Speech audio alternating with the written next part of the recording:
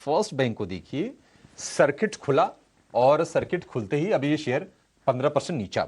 देखिए होता क्या है ना कि एफएनओ के जो स्टॉक्स होते हैं ना उन पे पहले 10% लगेगा, फिर 15%, फिर उसके बाद सर्किट खुलेगा तो ये 20% होगा। लेकिन अब ये 590 करोड़ रुपए की फ्रॉड को बाजार क्या ओवर रेट कर रहा है, या क्या ये मौका भी हो सकता है, ये एक प्रश्न होगा। हालांकि जो शेयर है ये लगभग 4 या 5 महीने के निचले स्तर पर जाके कारोबार कर रहा है।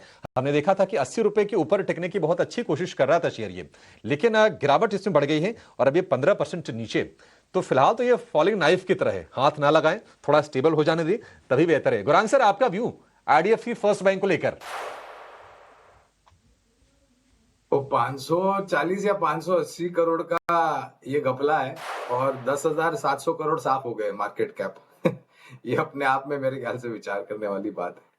तो देखिए अभिषेक भाई, इस तरीके से पहले तो ये परिस्थिति होनी नहीं चाहिए थी। मेरे ख्याल से इंटरनल चेक्स और कंट्रोल होने चाहिए थे, लेकिन दुर्भाग्यपूर्ण ये हुआ है। और फॉरेंसिक ऑडिट की एक रिपोर्ट मैं कल पढ़ रहा था और आने वाले समय में, और जिस प्रकार से मैनेजमेंट ने भी एक टिप्पणी करी है कि हर प्रयास और कोशिश की जाएगी इस प्रकार की परिस्थितियां भविष्य में न हो, और जो भी जिम्मेदार है उनको दंड कठिन से कठिन उन पर कार्रवाई की जाएगी वगैरह वगैरह। खरीदारी की राय है, मेरे ख्याल से थोड़ा ओवर रिएक्शन है। 15-10% और फिर 15, और आप अभी 20% की बात कर रहे थे, अब पता नहीं।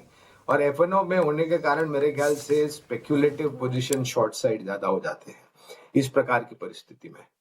लेकिन निवेश की राय है हमारी बुनियादी तर्क के आधार पर लंबी अवधि के लिए, और मेरे ख्याल से 95 या 100 रुपए के आसपास के, मुझे ठीक से याद नहीं आ रहा कि हमारे लक्ष्यांक क्या है, लेकिन लक्ष्यांक इसी के आसपास के। और यहाँ पर भी मैं जिक्र करना चाहूंगा, तीसरी तिमाही के बहुत ही शानदार नतीजे आए थे आईडीएफसी फर्स्ट बैंक के।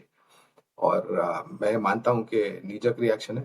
अगर ऊपरी स्तर पर लिया है और आपके पास धैर्य है और थोड़ा बहुत जोखिम झेलने की क्षमता और खबरों को झेलने की क्षमता, खास करके अभिषेक भाई, तो इस स्तर पर थोड़ा बहुत और भी जोड़ सकते हैं।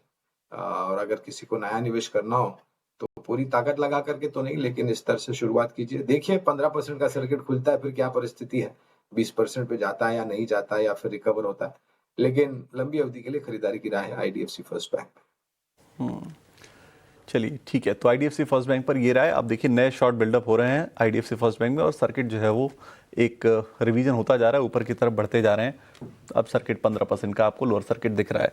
चलिए एक स्टॉक जरा फोकस में लेकर आते हैं, एजिस वोपैक का।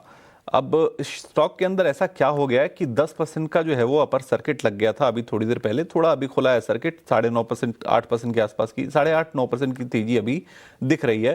जरा इस पे एक चेक लेते हैं अंशुल जी से कि क्या हो गया स्टॉक के अंदर, कोई बड़ी तेजी की तैयारी हो रही है क्या? 235 पे इसका इशू प्राइस था जब ये आईपीओ आया था, और अभी भी भाव जो है वो उसके नीचे ही है, 231-32 के आसपास के भाव हैं। अंशुल जी जरा चेक कीजिए क्या राय बनती है एजिस वोपैक पे। सर लिस्टिंग के बाद लो बना था 220 रुपए का, उसी लो को पिछले 3 हफ्ते से प्रोटेक्ट करने की कोशिश है और bounce back towards 50 day moving average आना था जो आ गया 229 तक। नई तेजी अब इसमें तब बनेगी जब 230 के ऊपर टिकेगा, और मोस्ट लाइकली ये 230 के ऊपर टिकेगा। वॉल्यूम से बता रहे हैं कि टिकना चाहिए। 144% वॉल्यूम राइज है अगेंस्ट 50 डे एवरेज वॉल्यूम, और अभी केवल 15-20 मिनट हुए हमको ट्रेड करते हुए, तो प्रोबेबली डे एंड होते होते हम लगभग 200 से 300% तो वॉल्यूम कम से कम इस पे करेंगे। और अगर ऐसा होता है तो 50 डे मूविंग एवरेज 230 रुपए क्रॉस करेगा। ऊपर में लेवल है 244 का, ये प्रोबेबली 2 से 3 सेशन लगने चाहिए इस टारगेट को अचीव करने में। तो 244 250 की जोन आते हुए दिख रही है। 2 से 3 दिन का ट्रेड बनता है स्टॉक में। अगर ले रहे हैं तो स्ट्रिक्ट स्टॉप लॉस लगाइए 224 रुपए का। 220 का लो स्वीप हुआ है और 224 का स्विंग हाई है, तो ये लेवल जब तक नहीं टूट रहा है 244 लेवल आते हुए दिखेगा। बिल्कुल 244 लेवल आते हुए दिखेगा, ये राय 330 के ऊपर टिके जब तब के लिए है, ये अंशुल जी की राय। चलिए एक स्टॉक जरा आपके स्क्रीन पर लेकर आते हैं, केआरएन हीट एक्सचेंजर का। प्रदीप हल्दर जी ने रेकमेंड किया था ये शेयर, और